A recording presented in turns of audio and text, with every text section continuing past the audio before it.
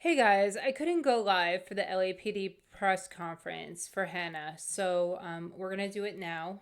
I did see it. I have some notes, and I don't want to fan the flames, but um, interesting. All right, let's watch it together, and we'll go from there. There have been several questions raised surrounding her flight to New York. Our investigation, corroborated by video evidence, clearly shows Hannah at LAX appearing unharmed after arriving from Maui on November 8th of this year. For unknown reasons, she decided not to board her pre-scheduled flight to New York that same day. From November 8th to 11th, video footage and still imagery showed Hannah at various locations around Los Angeles. This information was subsequently verified by LAPD detectives. While she did check her bag through to New York, she requested her bag be sent to her at LAX, where we have surveillance footage of her retrieving it from the baggage carousel on November 11th. LAPD Missing Persons Unit has conducted extensive witness interviews, reviewed video surveillance, and collaborated with local and federal law enforcement agencies on this case. To date, the investigation has not uncovered any evidence that Kobayashi is being trafficked or is the victim of foul play. She is also not a suspect in any criminal activity. Additionally, the investigators noted that before departing Maui, Kobayashi expressed the desire to step away from modern connectivity.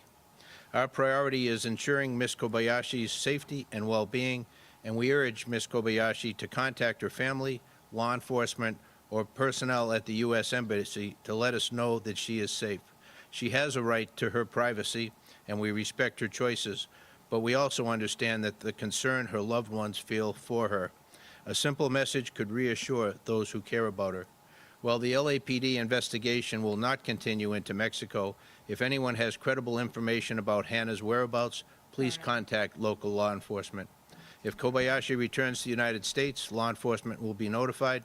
The missing person case will remain active in the missing and unidentified persons system until her safety is confirmed by law enforcement. Anyone with additional information regarding this case may contact the Los Angeles Police Department at 877-LAPD 24/7 or 877-527-3247. Anonymous tips can also be submitted to Los Angeles Regional Crime Stoppers at www.lacrimestoppers.org. Let me open it up now if you have any questions. If I cannot answer them, if the detail is such, I will refer it to one of my partners here. Safe to say that no crime has been committed yet, no evidence of that. I'm sorry, say that again? Safe to say that no crime has been committed, there is no evidence of it. At this point, we have not been able to determine any crime has been committed. Chief, given that there's no reason then for any law enforcement agency to detain or arrest her at all at this point. That's correct. Is there any indication from her family that there were arguments, disagreements, problems prior to her leaving Hawaii and during a period of a month where she's been sort of seen, not seen? Yeah, I mean, it's no indication that there would be anything to cause this to happen in this fashion, for her to go off. But like any family situation, you know, who knows what the dynamics are. How did you learn that she had a desire to disconnect from modern technology? How did you learn that piece of information? Yeah, let me address that to Lieutenant Oldfield, if you would, Doug. I'll take your first and last name, please. Douglas Oldfield, Douglas, last name Oldfield, Oldfield. I'm the officer in charge of the Special Enforcement Section out of Detective Support and Vice Division, which handles the missing person unit. Good question.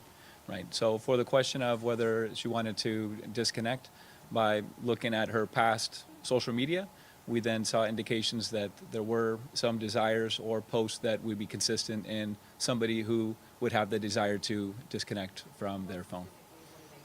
I think it's not something that I have available right now. It's just that was part of the investigation. Are we 100% right on that? We can't say, right? We just know that she did not have her phone after she left LAX, right? Around 1800 to 1900. We know she doesn't have her phone on her. For what reason? We can't say for sure. How did she get from LA to the US-Mexico border? Do you have any idea? Yes. So she traveled through the MTA. She then made it to Union Station. At Union Station, she used her passport and cash to purchase a ticket to get to the border, and she then crossed the border. Have you seen the video at the border? How would you Yes. describe her She appeared fine. She was with nobody else. I have nothing additional, but I have observed the video, yes. I spoke with Hannah's sister earlier today. She says the family disagrees with law enforcement's assessment. What do you say to them? Well, fantastic. Thank you. Alan Hamilton, I'm the chief of detectives for the LAPD. We understand that there are concerns on behalf of family and friends. We've been very transparent with the family to this point. We have had daily communication and contact with family members, and we've given all the information that we can provide in terms of what our investigation has entailed, what the efforts have been on behalf of the LAPD and other partner law enforcement agencies. We've put a lot of resources into this investigation. So just to be clear to the public, the LAPD has taken this report seriously from the moment that we received it, and we have expended a lot of resources to include a trip this past weekend to the U.S.-Mexico border to collaborate with our partners there. So this is an investigation where we've done a lot of things face-to-face with our partners, and we've done we've gone to extraordinary measures in terms of our technological investigations in this case. We've really left no stone unturned, and it's led us to this conclusion and the information that the chief is providing today. Alan, I don't know whether you or the lieutenant wants to know, but is there anything in the information you gained from previous messages, things like that, which mentioned a name of a person, a group, or something that might want to assist her in disconnecting from society? Is this an individual desire, or does she express some kind of a knowledge or an awareness of a certain type of pattern of social, organization she might want to join somewhere in Mexico? Generalized individual desire, we have no information that she's working with anyone else. You guys have had a couple of these cases recently, unfortunately, where women have decided to just, Who is change that? or disappear on their own. Just any words you would say to someone thinking She, about it, she or just encourage them, I guess? that one's asking questions that want to be asked. That It requires a lot of manpower. Tremendous amount of manpower, yeah. Yeah, a lot of personnel involved in any major investigation like this in order to try and protect those that are in many cases, very vulnerable. My ask would be to anybody considering doing this, think about the people that you're leaving They're behind, your making her loved the ones bad who are going to be person. They're worried making sick her the about bad you. guy. The number of people, including law enforcement and other partners who are going to be selfish. looking for you, which then potentially I don't takes know. them away from other work that is also critically important. So there's a lot other than somebody just deciding that they want to leave and disconnect. Consider those that are behind you and those that will be impacted by your actions. Obviously, your heart goes out to the family. They're worried about. Absolutely. And of course, we know that the father is gone as well. So Right. this is a family that's faced a lot of tragedy. Right. What would you say to them, Chief? I'm very sorry to the family for all that they've been through throughout this ordeal. We're very sorry for their loss. And I don't know that words can express, the feelings that they're going through during this very difficult time. But there's a lot of people very much in support of what they're going through. In essence, Chief, this is back on the family at this point. They and the daughter basically have got to settle this between them. Yeah, I mean, What do you say? we've basically settle done it everything between we can them? do at this point. She's left the nation, left the country, and in another nation now. So, as I mentioned in the earlier comments, that if she comes back into the U.S., law enforcement will be notified of that, and try and do whatever we can if there's a need to at that Do you time. see how they keep moving in the background when he says something that's not true? What forces here in the United States might have you advise them of the situation, fill them in as much as you can, might they decide to take action on their own, whatever that might decide to be. Yeah, I haven't had any interaction. I don't know if no, nothing. No. And what day did she cross over and roughly what time? Well, Yeah, please. November 12th at 12:13 p.m. She walked through the tunnel that leads to Mexico. And in San Diego there? yeah, so she got her ticket. She was seen at Union Station, at the Greyhound station at 6:30 a.m. And they're saying she crossed and they saw her go through the tunnel at 12:13 p.m.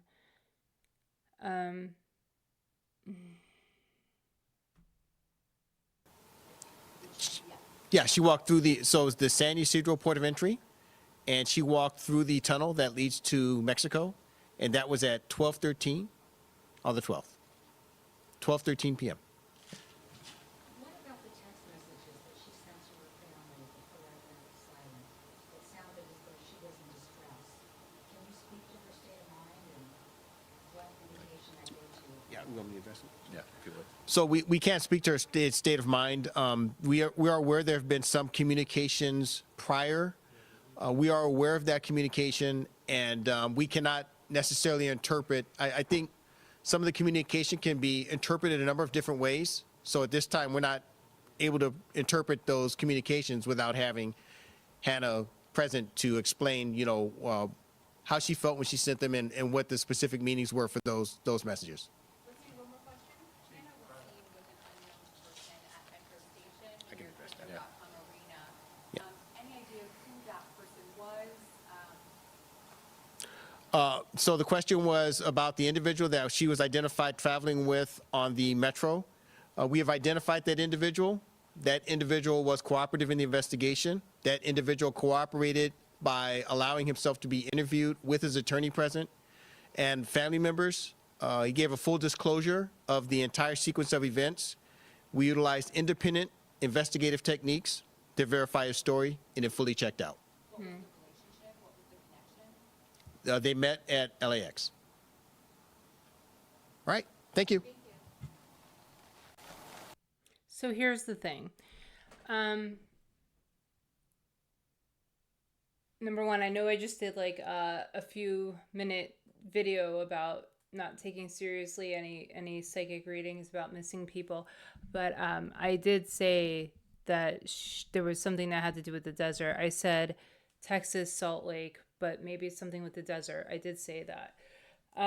But I don't think that public psychic readings are appropriate here. I think I have a lot of ideas, okay? Clearly, the police didn't address the Venmo payments. They didn't address who that second name is. We know who Jonathan Taylor is, but there's a second name in the Venmo payments. That wasn't addressed. I don't know if I could pull it up. Let me see if I could try. There was a payment to the woman, Veronica, I believe her name was. I'll put this in my next video, but so she had the crossbow and arrow, which is it's the sign of the archer, which is the sign of Sagittarius. Now, people on the internet, I've heard in videos saying that her birthday may be in December, which would be Sagittarius or Capricorn. However, when I looked up her birthday online, it said March. Now, I don't want to go down too much into the rabbit hole here, but there's something to it. Okay, and also, how does she just know to cross into Mexico on her own? She could, but they would see communication from other people, with other people, if this was her plan all along. It just doesn't make sense to me, because she was trying to get to New York. She wanted to go see Tycho. Jeff Mills was an option. She was, going to do her gig. The way it's being portrayed right now is that she just wanted to leave, and I just don't know that I believe that at all. Is it possible? Sure. But then, like, that journalist, in quotation marks, she, was, oh, this happens all the time. We've had so many cases like this, blah, blah, blah, blah. I'm not sure that this is the case. And why would, if this is the type of relationship that she had with her family, what about her father? I think that the family needs to hire a very good private investigator. I am hoping that not just the web sleuths, but I'm hoping that one steps up to really help out. Someone who might work with cults. Not that Hannah's involved, but if she knew she was going to Mexico, right? She knew where she was going. There would definitely be proof somewhere in the phone, in their emails, Instagram, somewhere indicating what her plans were, what pages was she viewing. And it's like, okay, well, she's no longer in the nation. Now we don't have to. There's something like we washed our hands of it. If she comes back, we'll find out. And because when people cross the border, everybody rings the bell to say we're here now, right? Let's say she doesn't go through a typical passageway. I don't want to fan the flames. It's interesting. I'm sure there's going to be more. I think that the LAPD is hoping that this is it, that they put it to bed. I don't know. I think there's more to it. I also think that like you all said, not all of you, but many of you said, like, there are a lot of people that go missing every day. And Hannah is one person, and that's true, but she is one person who has our attention, and this has to be for a reason. So again, I am loyal to Hannah's story, and I will surely help out in whatever way that I can, in my little way here on YouTube. Yeah.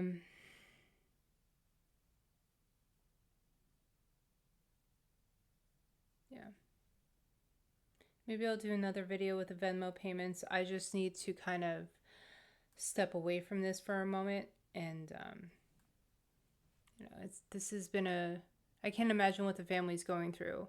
I know that a lot of you are invested, and this just doesn't ring right. I see how the community is coming together, and everyone is really working together to find Hannah. So I'm confident that the family and friends will continue to be just as diligent as they have been, until they find Hannah and get the truth about what happened. Because this answered no questions other than she's not in our country anymore, and we're not going to investigate it. All right, I'll talk to you guys soon. God bless.